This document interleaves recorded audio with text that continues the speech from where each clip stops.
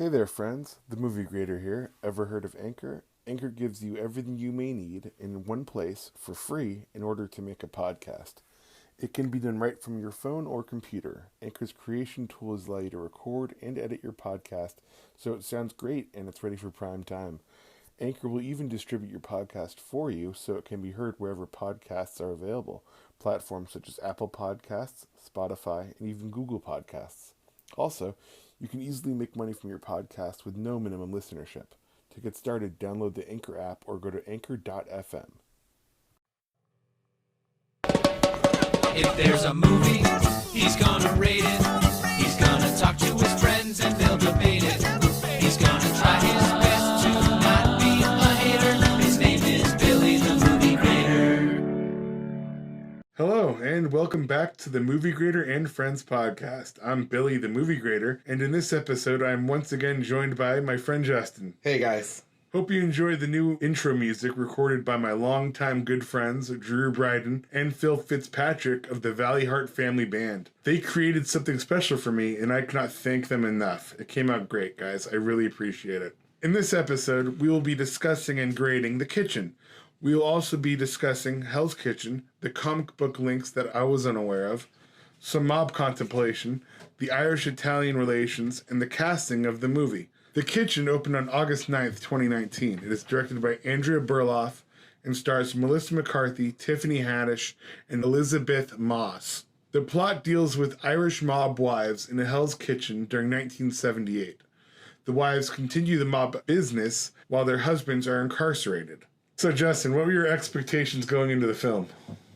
I wasn't super excited about it. I didn't think it was going to be bad, but I just didn't think it was going to be necessarily good. And I thought it was just going to be the standard run-of-the-mill drama with a few crime elements. I pretty much share the same sentiments as you. I guess that's fair. You mentioned to me, or you shed some light upon, that the film actually has some comic book ties. Yeah. And how did it compare to the comic books? Oh, it was faithful to the books. It's DC Vertigo. They make like more mature adult books, and this was just a book about Hell's Kitchen crime, and I just didn't think when I first even heard of Hell's Kitchen, the first trailer, I didn't make the connection until like right before maybe seeing the movie like a couple weeks ago, the last trailer where I saw the DC Vertigo sign. I was like, oh, it's that Hell's Kitchen. Oh. I thought it was a random Hell's Kitchen, and it's the girl that wrote Andrea Berloff, who wrote Straight Outta Compton. So I thought at first it was just her own project. Uh-huh. And then I realized, oh, it's related to the DC Vertigo books, Hell's Kitchen. So yeah. Very cool. Yeah. They're pretty good too. Yeah. What would you say were some of your favorite scenes from the movie? Like, I enjoyed the intro scene. I thought that was really done well, depicting how the wives felt about their husbands. They could tell if they liked the husband or not, or if they had more of a loving relationship or just hatred towards the guy. Yeah, I thought that all three of them, they showed their different dynamics with their dudes pretty good. Favorite scenes, I liked when the girls started asserting themselves, or even before they started asserting themselves, when they brought the peace offering to the Irish mob boss, the cookies. The cookie scene was great. Well, I can't give it away, but the cookie scene was great. Even better when Elizabeth Moss came into her own and she stopped being this, little pushed around. Yeah, her first kill. Yeah, I mean, yeah. To get street cred. Yeah, basically. In a way. Yeah. No, yeah. It was good. And Tiffany Haddish, she was just like, it was equally Haddish and McCartney as far as, being the vessel of the film. Obviously Moss was supporting, but she was great. Yeah. But Haddish and McCartney, they ran with their roles, dude. They were great. All three of them did a fantastic job. Yeah. I was really shocked because I had my reservations about Haddish, to be honest. To me, she's more of a comedic actress, and I didn't think she could pull it off. Right. Crime drama like of this sort, but she did phenomenal. No, she did. It was great. I thought one thing the movie did well was bringing the style of Hell's Kitchen in 1978 to the audience. I agree. The fashion styling, especially, open collared shirts, bell bottoms, the fedoras, the jewelry, like just the whole ambiance of that time, disco, soul, fun, classic rock, all rolled into one. Hell's Kitchen. It was really good. It had a really authentic look to it, and Yeah. not to mention the soundtrack behind it, featuring Kansas, Fleetwood Mac, Heart. Yeah. It was great, classic rock and disco. Yeah. There's a little disco scene in there. Yeah. I was expecting more disco scenes, but they only had like That one long one, which was cool. It was fun. I really enjoyed seeing the way the mob worked back then in the day. Yeah. It was how some people did business for protection, and it's stuff that may still be going on today. We're kind of speculating. Nobody knows for sure what goes on with the mob today, but it was interesting to see. Yeah, they did a good job of talking about that interplay of the mob and the two different mobs, and then how the girls played into that. The Irish and the Italians.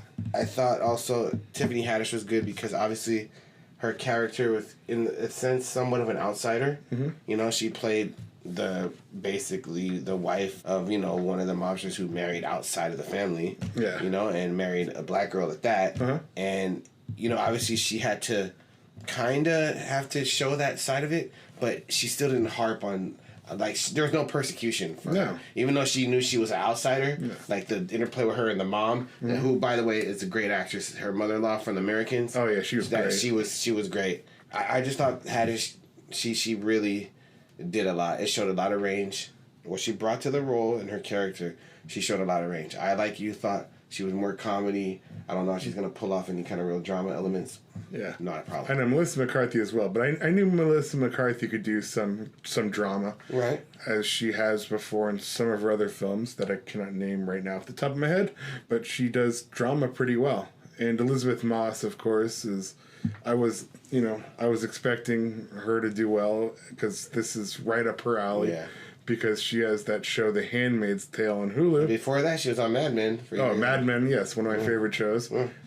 I also enjoyed the scene with the old restaurant couple and how they jump on board with the ladies and their business. That was great. It just had a really fun and engaging story. It was fun to see the mob leaders kind of flipped on its head. So it was different and, I guess, refreshing to see a female mob boss leader or One leaders. One thing that was different from the comics, and again, for me, it didn't really take away from it, but Haddish's character in the comic was a white girl. So they made this change for the movie specifically. Oh, really? Yeah. But, for whatever reason they added this element, that's fine. I guess. Well, they did it for the twist that we can't talk about. Exactly. So, I think it was done in very, what's the word, good taste? Yeah. It was well done. But yeah, just like the books, very graphic, which I like.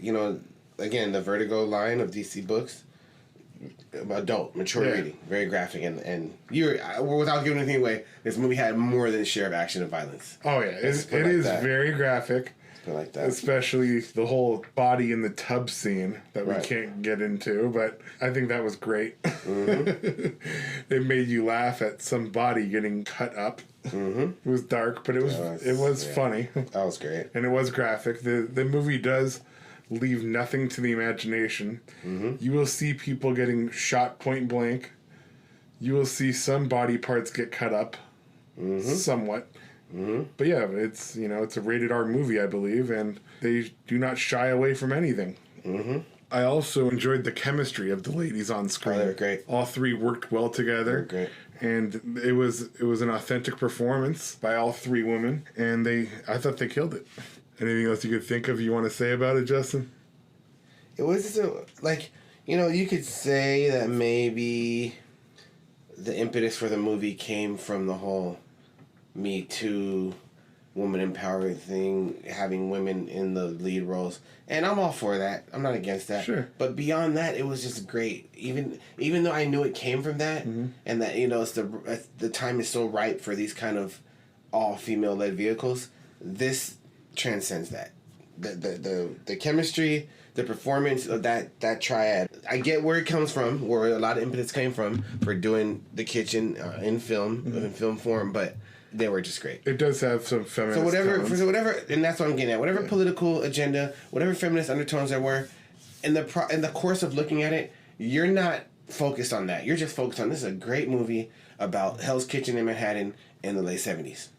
Yeah. That's all it is. It's simple as that. At the end of the day, that's all it is. Like, I mean, despite all the Me Too, Time's Up, all the other various competing threads and innuendos, it's a great movie about Hell's Kitchen in the late 70s. I agree. Bottom line. I agree. I believe it's time to grade the film. What would you fling it, Justin? You're the B+. B+? Yeah, I went with a B. Okay. I enjoyed it more than I thought I would. Yeah. It was a solid movie. Alrighty, now moving on to talk about next week's upcoming movies hitting the theaters, which will all be released on August 16th. First up is Blinded by the Light. It's directed by Gurinder Chadha, and it's about a teenager's life in Britain in 1987 and how he uses Bruce Springsteen's music to navigate through life.